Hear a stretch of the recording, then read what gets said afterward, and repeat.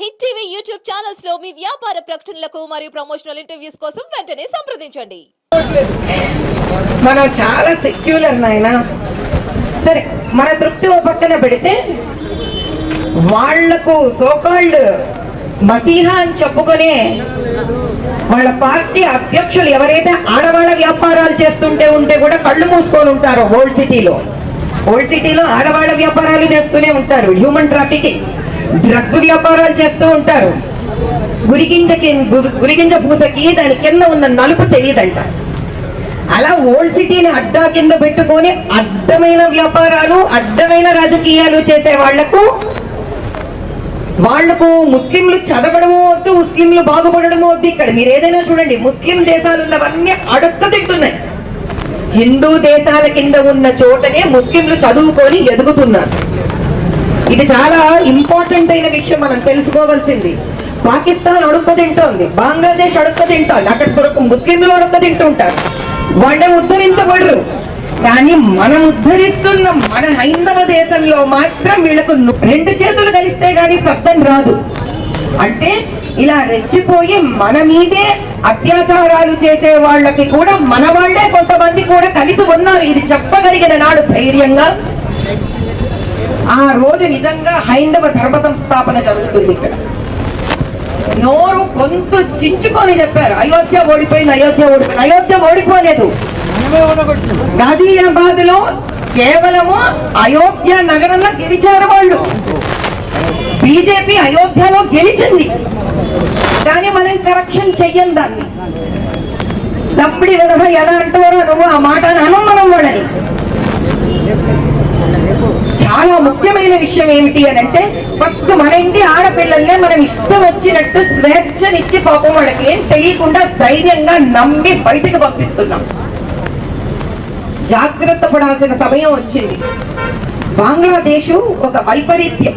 అంటే వాళ్ళు కనుక మనకన్నా ఎక్కువ ఉంటే కూడా మననే హింసపెడతారు, మనం వాళ్ళకన్నా ఎక్కువ ఉన్నా కూడా మననే హింసపెడతారు. ఈ రోజుకి పాత బస్తీలో గుళ్ళ షట్టర్లు తెరిచి దీపం పెట్టడానికి భయపడుతున్న గుళ్ళు ఎన్నో ఉన్నాయి. అసలు ముందు వాటిని లిస్టు తయారు చేసి మన దేశంలోనే, మన రాష్ట్రంలోనే, మన ఉంటున్న గ్రామంలోనే కనుక మనం ప్రతి గుడి తెరిపించి దీపం పెడితే బంగ్లాదేశ్ లో భయపడతారు. ఫస్ట్ వాళ్ళ ఉద్దేశం ఏంటంటే వీళ్ళు ఉన్న చోటే ఏమీ చేసుకోలేరు, మా దగ్గరకు వచ్చి వీళ్ళేం చేస్తారు అనేది వాళ్ళ ధైర్యం. మనం ఉన్న చోట ముందు, మనం ఇంతమంది ఉన్న బలగం మన చోట్ల ముందు మనము జెండా ఎగరేయగలగాలి. కాషాయ రంగుని బయటికి రావాలి. ఒకళ్ళకు రెండుకు ఇన్నంతలై అనంతమయ్యి ముందు మనము మన దగ్గర మూతపడుతున్న దేవాలయాలను పూర్తిగా ఓపెన్ చేయించి రోజు అక్కడ దీపం పెట్టి పూజలు జరుగుతున్న నాడు, గణేష్ నిమజ్జనం రోజు బాలాపూర్ గణేష్ వస్తుంటే సైలెంట్ గా వస్తారు వాళ్ళు. పాత బస్తీ క్రాస్ చేస్తుంటే ఎందుకని, ఎందుకు, ఏంటి వాళ్ళకు మనం ఇస్తున్నంత ఆ ధైర్యం ఏంటి? ఫస్ట్ నిజంగా మనకు కనుక ధైర్యం ఉంటే ఈసారి బాలాపూర్ వినాయకుడు నినాదాలు చేసుకుంటూ, రామనామం పలుక్కుంటూ, వినాయకుడి నామం పలుక్కుంటూ రాగలగాలి ఓల్డ్ సిటీని క్రాస్ చేసుకుంటూ.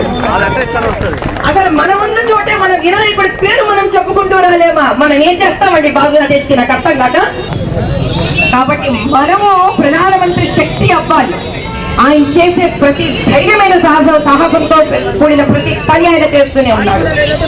మనం వాళ్ళతో నిలబడాలి అని అంటే మనం ఎక్కడెక్కడ దీని ఈ రోజు ఒక చక్కటి ముహూర్తంలో దీనికి నాంది పలకడం జరిగింది. కాబట్టి ఇది ఇలా ఆగకుండా ప్రతి గ్రామంలో, ప్రతి జిల్లాలో ఇది ముందుకు వెళ్ళి తెలంగాణ అంతా. మొన్న బంగ్లాదేశ్ లో ఇంటర్నెట్ తీసేశారు వాళ్ళకి. వాట్సాప్ లేవు, మెసేజ్లు లేవు, ఇంటర్నెట్ లేదు. మరి రోడ్డు మీదకి ఎలా వచ్చారయ్యా అంతమంది? ఆ పాటి ఐకమత్యం కావాలి మనకి. ఆ ఐకమత్యం ముందు మనలో ఉండాలి. ఏమి తీసేసినా కూడా మనం కలిసిపోతున్నారు, అత్యాచారాలు చేయడానికి ఒక్కటవుతున్నారు. కాబట్టి మనం కూడా అదే విధంగా ఒక్కటయ్యి మన హిందువులతో పాటు ప్రపంచ వ్యాప్త హిందువులను కూడా సంరక్షించుకునే సమయం వచ్చింది. ఇంత నిర్లిప్తత ఉండకుండా వాళ్ళెవరో ఒక సినిమా గురించి కూడా చెప్తున్నారు. ఈసారి అసలు బాలీవుడ్ లో ఎక్కడ కూడా మనకు వ్యతిరేకంగా సినిమాలు వచ్చినా, తెలుగు ఇండస్ట్రీలో వచ్చినా, మన దేవుళ్ళకు వ్యతిరేకంగా వచ్చినా ఇంకా ముందుకు వెళ్ళనివ్వకూడదు. వాటి హిట్ టీవీ యాప్ ని డౌన్లోడ్ చేసుకోండి. ఇందులో short news, live news, entertainment movies అన్ని అవైలబుల్ గా ఉన్నాయి. Please download Hit TV app. Hit TV app. Hit TV యాప్ని ఫ్రీగా డౌన్లోడ్ చేసుకోండి.